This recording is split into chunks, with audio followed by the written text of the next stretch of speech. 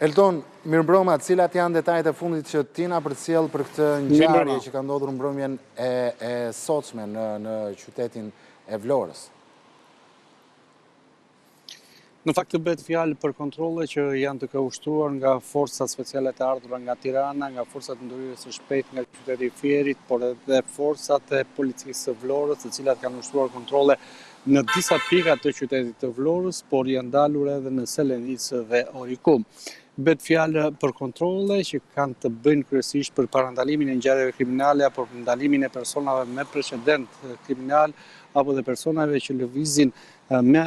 automjete me xhama të zinj apo dhe që mund të kenë armë në automjetet e tyre apo edhe pajisje të tjera të ndaluara. Është në fakt një operacion i cili është ndalur në disa pika të ndryshme të qytetit të Vlorës, në hyrje dalje, por edhe në zonën ku ndodhem aktualisht, pikërisht në qendër të qytetit të Vlorës. Dhe Elton, në këto momente që ne flasim, a ka të shoqëruar nga ana e policisë, pra persona të ndryshuar për ngjarje kriminale apo ndoshta edhe sende të ndaluara? E drejt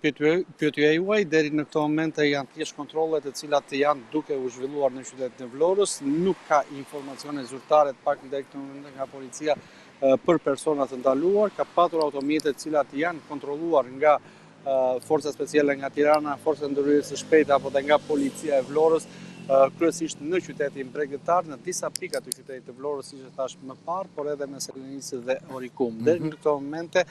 nuk ka të dhëna të paktën zyrtare nga policia e Vlorës apo dhe nga burime të policisë për persona të ndaluar. Megjithatë, ajo që mund të themi lidhet me faktin se kontrollet pritet të vijojnë edhe gjatë fundjavës, por edhe në ditët në vijim. Jemi pikërisht në prag të sezonit turistik aty zyrtarisht në qytetin e Vlorës, dhe kontrollet e tilla normalisht për ruajtjen e sigurisë gjatë sezonit apo përpara sezonit do të jenë të shpeshta në qytetin e Vlorës, ashtu siç ka ndodhur edhe gjatë viteve të shkuara. Faleminderit Elton Nika për këtë komunikim të drejtë për drejtë.